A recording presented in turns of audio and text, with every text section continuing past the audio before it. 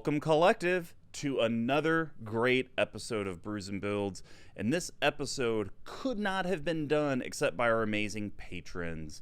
Whether you're part of the Collective, Squeeze Choir, BigTucks, Mr. Combo, Storm Count, it doesn't matter. We love you guys and thank you for the support. If you guys would like to support the CMD Tower team, head over to our Patreon, patreon.com/CMD Tower.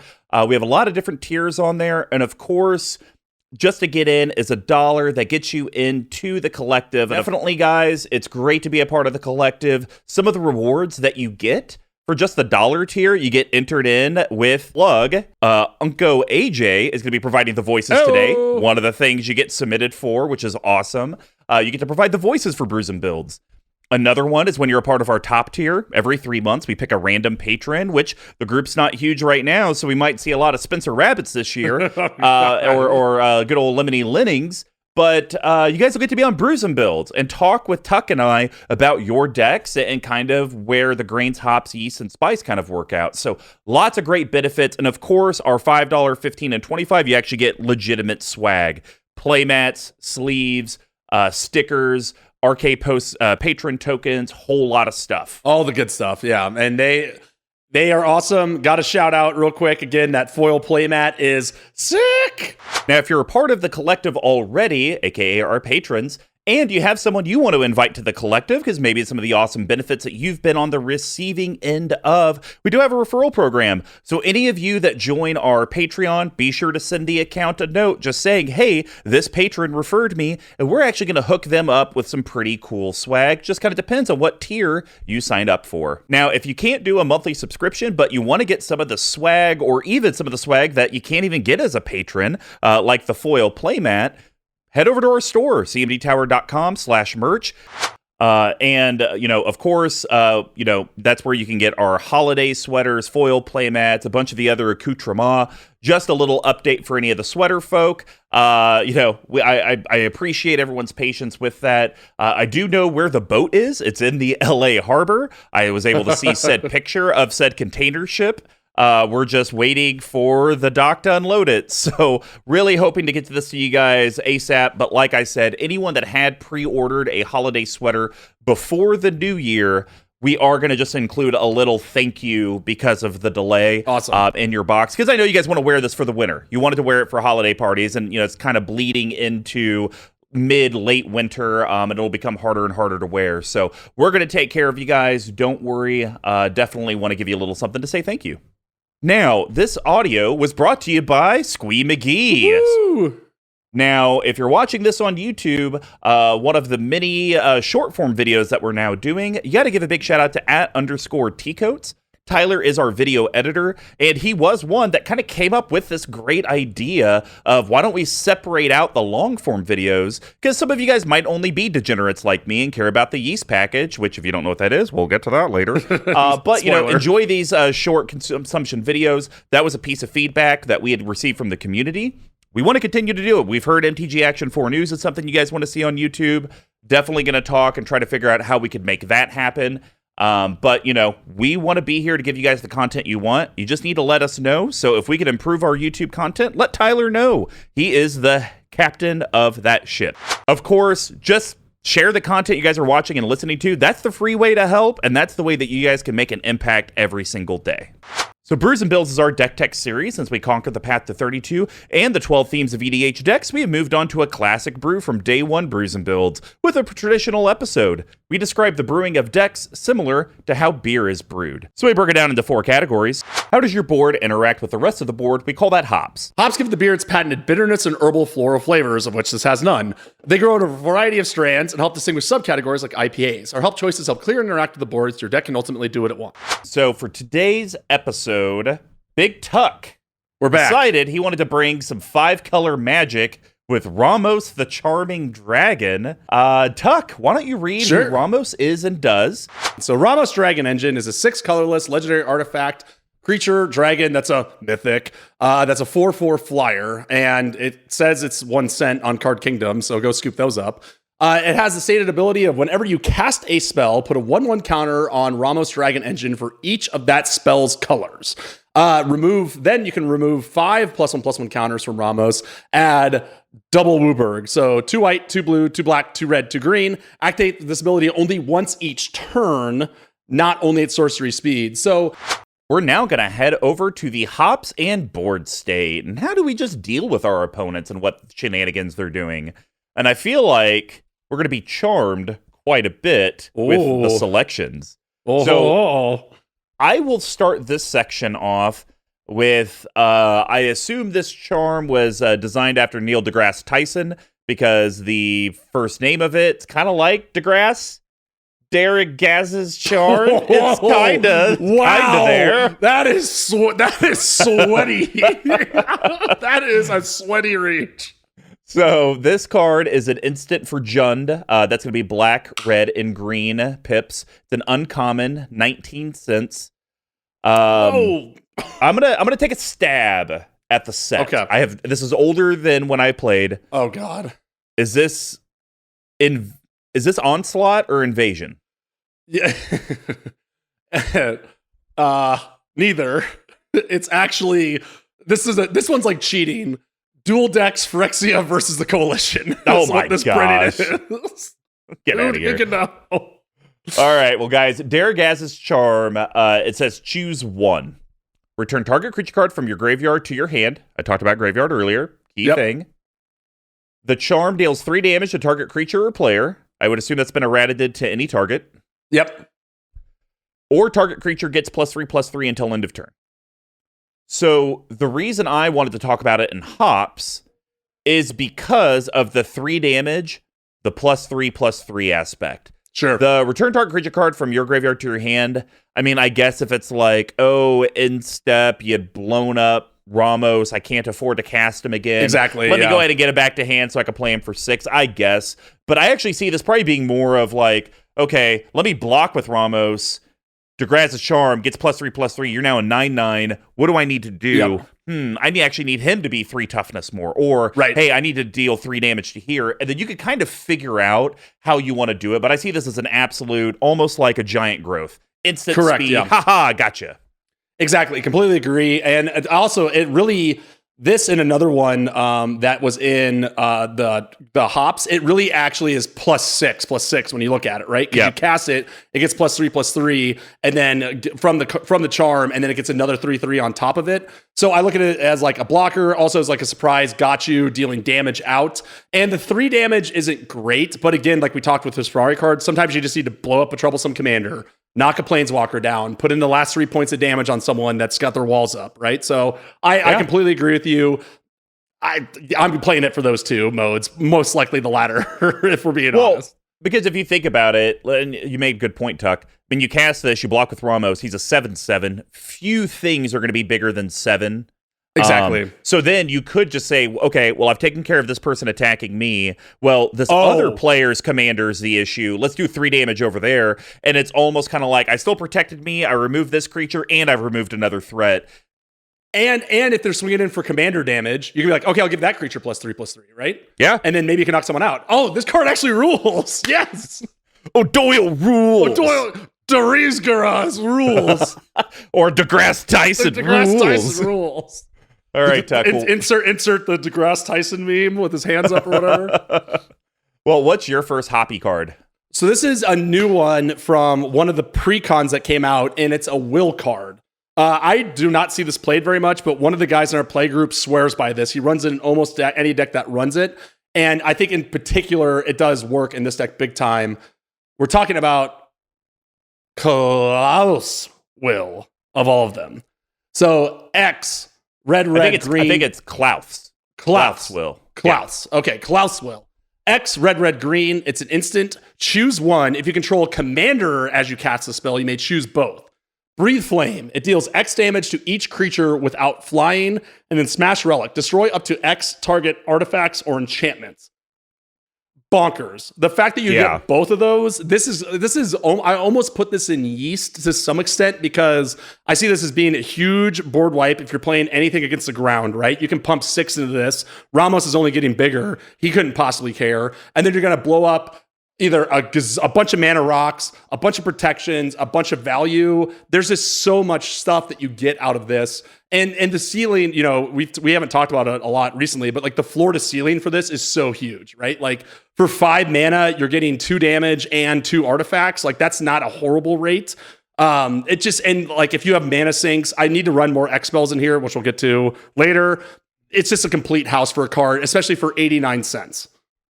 And the other thing I would probably recommend, Tuck, that you add to your land base is you should probably put in that colorless land that removes, like, isn't it like indestructible? Like you can make all your. I thought there was some.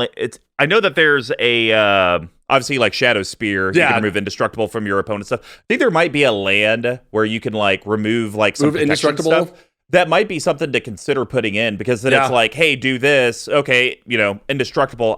Nope, no, you don't, and I still kill it. Right. But I like this card. It's perfect for a hop because it does all interaction with your opponents and at the instant speed. And I would probably do this for no less than X equals 3. So 6 mana, 3 damage to all non-flyers, and 3 artifacts or enchantments. That's a great rate. That's basically you're basically getting 3 disenchants plus a 3 damage non-flying board wipe. Yep, so exactly. That's pretty good. And 2 counters on Ramos, obviously, which we don't need to talk about because that's just how this deck works. So, well, the next card I want to talk about, I love it because it's very modal for you. Ooh. Sometimes we just need to reclaim unfair artifacts and enchantments from our opponents because it's just they're not being fair with them. So sometimes you got to exile those SOBs out of the game. It's so good. Sylvan Reclamation is awesome. Oh, man. We've talked about this card so many times on this podcast. It's a slam dunk on my Joda deck. I love it. Yeah, for sure. 3 colorless, green-white, instant, uncommon, 14 cents. It has basic land cycling, so you guys can just pay 2 colorless whenever you want. Discard the card from your hand, search your library for a basic, and then put it to hand. You're in 5 colors. You're going to need to do that from time to time. Yep. But the effect on it, exile up to 2 target artifacts and or enchantments. I'm telling you guys, we just talked about 2 mana's disenchant. That's destroy. Right. You're basically saying add half a mana cost. Now you get to exile it. I know everyone and their mother would say, oh, only half a mana more to exile it instead of destroy it. Yeah, sign me up all day, including Sunday.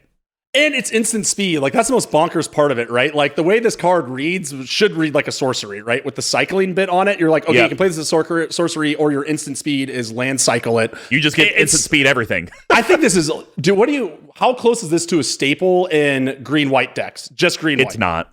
It's you not. Don't think so? 5 mana is still a lot of mana. Sure, yeah. The reason it's not a big deal in Force 5 color or Ramos type decks is Ramos could easily produce double Wooburg like that. And then it gets it back on him too. I think this card is kind of sneaky good and sees no play. It's 17 cents, and it's the charm I'm talking about from what some would say is the most overpaired color pairing in Magic currently. We're talking about our old pal Simic Charm. So this one, actually, I think all 3 are pretty good. So for a green and a blue, it's an instant for 17 cents. Choose one. Target creature gets +1/+1/+3/+3 until end of turn. Permanents you control gain hexproof until end of turn, and then return target creature to its owner's hand. Honestly, not a bad one in the bunch, right? I don't think people play this, and to me, this is a sort of budget heroic intervention in the sense that it gives everything hexproof. It doesn't give you indestructible, so it's not quite as good, but for a 10th or a 100th of the cost or whatever, how much it is, totally worth it. We talked again how good +3/+3 is. It's actually +5/+5. And then even bouncing a creature, it just like, there's just a lot of utility in this card, and I never see it played, which is just, again, kind of surprising. Well, I think the thing is, though, you have to remove all the Ramos benefits from it. True, and then you would understand why it doesn't get played. It's not quite as good. Yeah. If you're in Simic, you'd rather run Counter Magic, Cyclonic Rifts. Yeah, there's tons of stuff that those 2 colors do. This card is a good budget option for people that can't afford those cards, or if you're trying to do a deck building challenge on yourself, this is a good substitution for cards like Rift and whatnot. But it's really only good in a Ramos deck, and that's why it's fine. It's excellent in a Ramos deck, I would say. Yeah. It can be good in the right deck. It's excellent in a Ramos deck for the reasons that we've listed before. There you go. Well, I'm going to complete out my hop section with my final charming thought. Ooh. In Trevor's charm. So this is... Travis. Yeah, Trevor's the charms. other dragon. Oh, nice.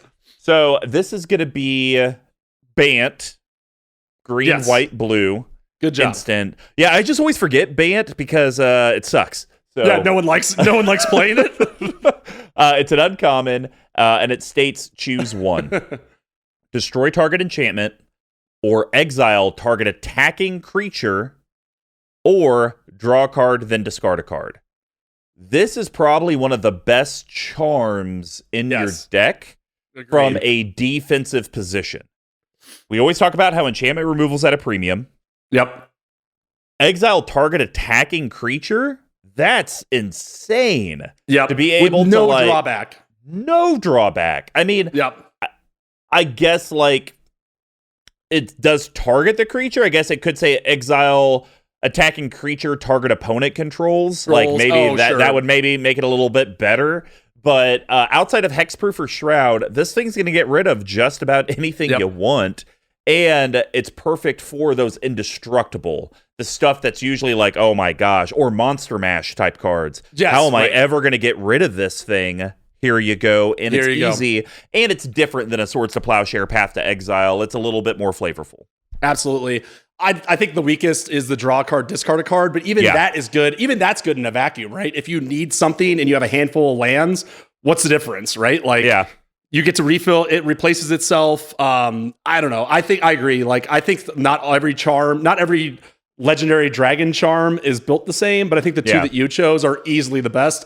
Also from that same Bizarro dual deck. So there you have it. But I do want to do a correction, Tuck. It doesn't replace itself. You actually still go down a card. You go because you lose that, then you still have to discard to only gain one. But I think you are right. In a vacuum, I mean, how many times is it late game, guys, where it's like, I'm drawing dead. Yeah, I need something. It's like, why not just waste 3 mana, get Ramos 3 counters, and just see if you get something? It's pretty strong. This one I have used, and it does hold up to the Sniff Joust. Sweet. Well, Tuck, why don't you complete the Hops profile with your last pick? So I chose this one mostly because it's one of the few cards that has flavor text and a name on it. But I wanted your thoughts. I kind of wanted your thoughts on this card in a vacuum. So I'm going with Utter End. Everyone's probably heard of this card. 2 colorless, a white and a black for an instant. That's a rare for 32 cents. Exile target non-land permanent. So, and there is some flavor text read by Zergo, Can of the Mardu. And Uncle AJ had this to say about it. Kubla Khan, as depicted on the Netflix show Marco Polo. Mr. Combo, have you ever heard of this show or seen it? I've heard of the show. I've never watched it. Okay. I'm pretty sure he's like this giant, like warrior kind of guy.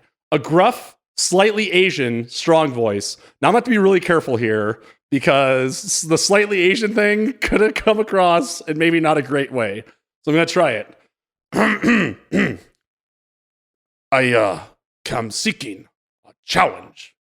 All I found was you. I mean, I feel like that's PC. Do I need to go more? Do I need to go more? Do I need to go deeper and get it bleeped out?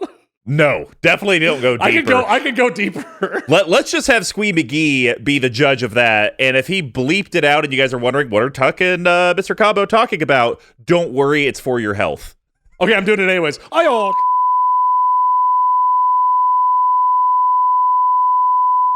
It's like the Gungans or whoever, those guys from episode 1. So, okay, I will immediately say this. I think there are better cards. Like, Anguish Unmaking is just a better card than this, right? Like, the losing 3 life is almost incidental. Sorcery speed. Is it? Oh, yeah, that's right. It is. No, wait, Vindicate sorcery speed. Anguish Unmaking is instant as well, right? But for me, for the budget... For a budget card that I had lying around, I think it's extraordinarily versatile, right? I wish for 4 mana it did say target permanents as opposed to target non-land, but it makes sense in the context. Like, people don't like the lands getting blown up, makes sense to me. But for 4 mana, get rid of anything on the board that doesn't have Hexproof or Shroud. I think it's got a lot of utility in this deck. I mean, look, the card, as you read it, has lots of utility, yes. Right. Is it fine for this deck? It is multiple colors, so yes. Right. It is instant speed. We have some stuff that deals with instant speed in the deck, so it checks that box as well. But if we're just going to say, is Utter End a auto-include? No.